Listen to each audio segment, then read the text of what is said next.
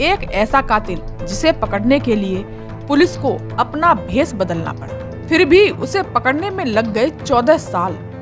यह कहानी है चंडीगढ़ के एक सीरियल किलर की, जो लड़कियों को पकड़कर उनका रेप करके उन्हें मार देता था। ऐसा किलर जिसने 14 साल तक पुलिस की नींद और चैन हराम कर दिया था। CFSL टीम ने पुलिस से कहा कि यह कातिल इतना शातिर है कि जुर्म के बाद कोई सबूत ही नहीं छोड़ता। उसे पकड़ने का सिर्फ एक ही रास्ता है, उसका DNA। मगर इतने बड़े शहर में उस एक आदमी का DNA या ब्लड सैंपल लेना आसान नहीं था। फिर भी पुलिस ने अपनी वर्दी छोड़कर डॉक्टर का भेष रखा और घटना स्थल के चारों ओर लोगों के घर घर जाकर ब्लड सैंपल लेना शुरू कर दिया। आखिर इस कातिल की तलाश इतने लंबे समय तक क्यों चली और कितना शातिर था, ये जानने के लिए चलते हैं इसके क्राइम की ओर। नमस्कार दोस्तों, मैं कृष्णा सिंह आज की सच्ची घटना में आपको सुनाने जा रही हूँ। ये जो घटना है चंडीगढ़ के सेक्टर 38 के एक टैक्सी स्टैंड की है। 3 जुलाई 2010 को रात में 9 बजे एक लड़की बारिश से बचने के लिए टैक्सी स्टैंड पर खड़ी थी। उसके पास बैग था जिसमें किताबें थीं। वो इंतजार कर रही थी कि बारिश थोड़ी कम हो जाए और वो घर निकले। मगर इससे पहले वो वहां से निकलती, उसके सिर पर कोई भारी चीज लगी और वो बेहोश हो गई। एक शख्स वहां आया, उसने उसे उठाया और जंगल में ले गया। वहां उसके साथ 1 घंटे तक मन में जो आया वो किया। तभी 10 बजे उस लड़की का फोन बज गया। वो व्यक्ति बड़े आराम से फोन उठाता है। फोन पर दूसरी तरफ लड़की का पिता था और कहता है कि बेटा तुम कहाँ हो, मैं तुम्हें बहुत देर से ढूंढ रहा हूँ। वो व्यक्ति लड़की के पिता से कहता है कि परेशान न हो, टैक्सी स्टैंड के पास आकर देख लो। इतना कहकर वो व्यक्ति वहाँ से चला जाता है। उस लड़की के शरीर का कोई अंग ऐसा नहीं था जहाँ उसने दांत न गड़ाए हो और जहाँ उसने चोट न पहुँचाई हो। लड़की के पिता के अनुसार वो रोज रात इंग्लिश स्पीकिंग कोर्स करने के लिए जाती थी और रात को 9 बजे तक घर वापस आती थी। मगर उस रात जब वो नहीं पहुंची तो उसके पिता ने उसको ढूंढना शुरू कर दिया। सब जगह पता करने के बाद फोन पर जब उस व्यक्ति ने टैक्सी स्टैंड पर होने का पता चला और जब वो वहां पहुंचा, उसने देखा कि उसकी स्कूटी पर कुछ ब्लड के निशान थे। वो पुलिस को वहां बुला लेता है और अपनी बेटी को ढूंढने के लिए जंगल में निकल जाता है। कुछ ही देर में उसे उसकी बेटी मिल जाती है। निर्वस्त्र बेटी को देखकर वहीं फूट फूट कर रोने लगता है और उसे तुरंत गोद में उठाकर हॉस्पिटल लेकर भागता है, मगर वहां उसे मृत घोषित कर दिया जाता है। पुलिस तुरंत अपनी कार्यवाही में लग जाती है। शक के आधार पर पहले उस लड़की के दोस्तों को उठाया जाता है, उनसे पूछताछ होती है।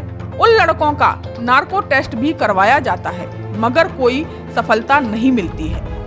शहर के 500 गुंडा तत्व लोगों को भी जांच के लिए पकड़ा जाता है, मगर पुलिस वहां भी विफल रहती है।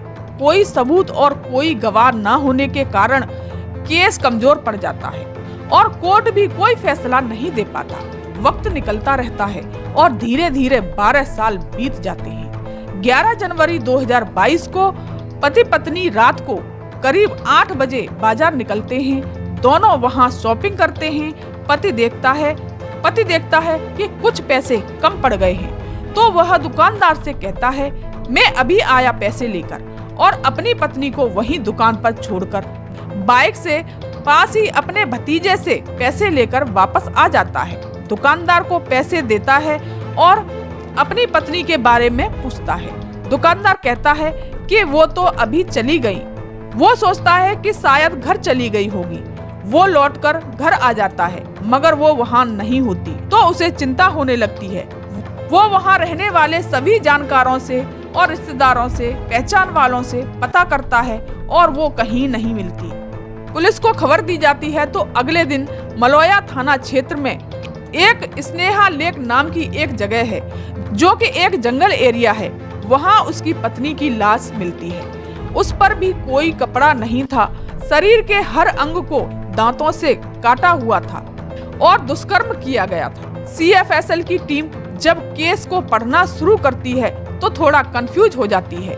उन्हें ऐसा लगता है जैसे उस केस को दोबारा पढ़ रहे हों। पहले सिर पर भारी चीज से वार करना, फिर दुष्कर्म करना, शरीर के हर अंग पर दांतों के निशान होना और गला दबाकर मार देना। ये देखते ही पुलिस समझ जाती है कि ये कोई साधारण हत्यारा नहीं है, ये कोई सीरियल किलर है और अगर इसे पकड़ा नहीं गया तो ये इसी तरह हत्या और दुष्कर्म की घटनाओं को अंजाम देता रहेगा। पुलिस की एक टीम बनाई गई और क्योंकि पुलिस 500 लोगों का डीएनए टेस्ट पहले भी कर चुकी थी तो उनकी जरूरत नहीं थी। इस बार पुलिस ने रेडी लगाने वाले, ऑटो चालक, मजदूर, फड़ी लगाने वाले, किराएदारों और कुंवारे लड़कों को तलाश करना शुरू कर दिया। पुलिस वाले डॉक्टर का भेष बदलकर घर घर जाने लगे और स्वास्थ्य कैंप के नाम पर ब्लड सैंपल लेना शुरू कर दिया। ये सब करने में लगभग 1.5 महीना निकल जाता है मगर कुछ हाथ नहीं लगता। एक दिन ये एक घर में पहुंचते हैं। यहाँ घर में केवल एक और लड़का था, मोनू कुमार, जो कि टॉयलेट में था। उसकी माँ कहती है कि वो अभी टॉयलेट में है, आप बाद में आना, मगर वो वहाँ से नहीं जाते और इसका इंतजार करते हैं। वो आधा घंटा लगा लेता है और आकर कहता है कि आप बाद में आना, मुझे अभी कहीं जाना है। मगर पुलिस वाले उसे बातों में लगाकर कैसे भी सैंपल के लिए मना लेते हैं और वहाँ से चले जाते हैं। जब ब्लड रिपोर्ट आती है और मिलान किया जाता है तो 300 लोगों में से मोनू कुमार की रिपोर्ट मैच कर जाती है।